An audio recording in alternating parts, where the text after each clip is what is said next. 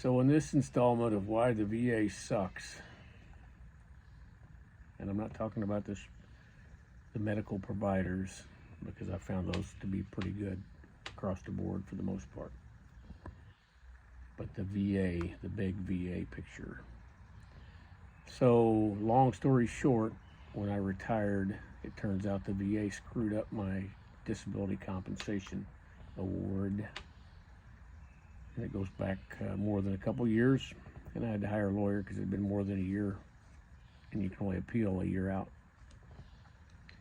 And anyway, to make the short story longer, the lawyer filed a clear and unmistakable error, and several were found to my advantage, and the decision letter I got from the VA said we should have been paying you more. In essence, they basically raised the percentage and said we should have been paying you more from the date you retired.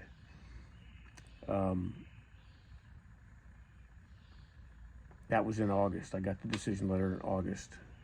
Now, since I had to hire a lawyer, they get 20% of my award, or my back pay, I should say. It's not really an award. It's owed me, so it's definitely not an award. But so the lawyer gets 20%, but the VA pays them directly, and that was in August. Was the decision letter that the VA had admitted their error, and in November they paid the lawyer. In the first week of November, they paid the lawyer the 20% that was due, 20% of my back pay. And I don't complain about that on the lawyer's end because, so I'll get 80% of my back pay. 80% is more than zero, which is what I was getting before. But the funny part is the lawyer got his 20% in the first week, and I still have got zero over 10 months now since the decision letter, over 7 months since the lawyer was paid. So a few months ago, I found out about this thing called the VA IG.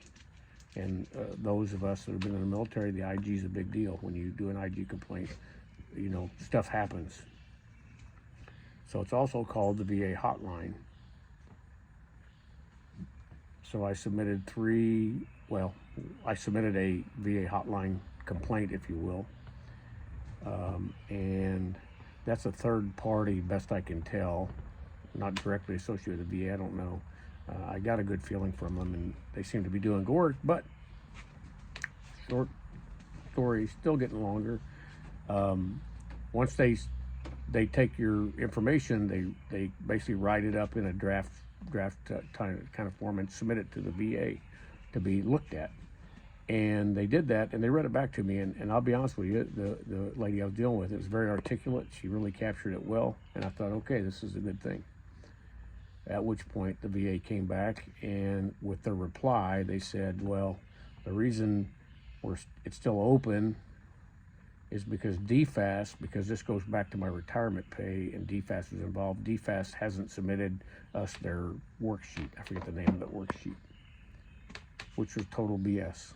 Because I already knew from checking with my lawyer and checking with DFAS that DFAS had submitted that worksheet on 1 November. And in fact, the lawyer, VA wouldn't have paid the lawyer if that worksheet hadn't been submitted, because they wouldn't have known how much to pay him, how much I was owed, and 20% of that much. So that was BS. So I had to submit another hotline, and said, no, that's not right. The DFAS submitted their worksheet on 1 November. And they replied to that one. You're right. Yes, they did.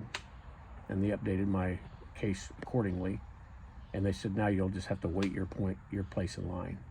And each time they reply, that closes the complaint, the hotline complaint. So now I've done 2 of these. I'm going to do a third one. I said, yes, I understand you made a mistake, and I should have, all these months, you should have already been having me in line, so I should be kind of pushed somewhere closer to the front of the line. I don't know how long the line is, probably not short. And they basically came back and blew me off and said, you got to wait your place in line. So why does the VA suck? If you don't gather it from this story, which, believe me, it's true. The VA IG is a freaking joke. Now, the people that work there, every person I talked to, each complaint was a different time. I believe they did good work on their end, and they did what they were supposed to do and submit it. They compiled information, formulate it, read it back to you. Is this the case? And submit it to the VA, and at which point it gets blown off. So going on since the decision, over 10 months now, since my lawyer is paid, over 7 months now, I still haven't been paid a sizable amount that the VA admits I am owed. And I can't for the life of me figure out what the holdup is, because they knew how much to pay the lawyer, 20% of my what's owed to me. So they know what's owed to me. So today I submitted a congressional inquiry.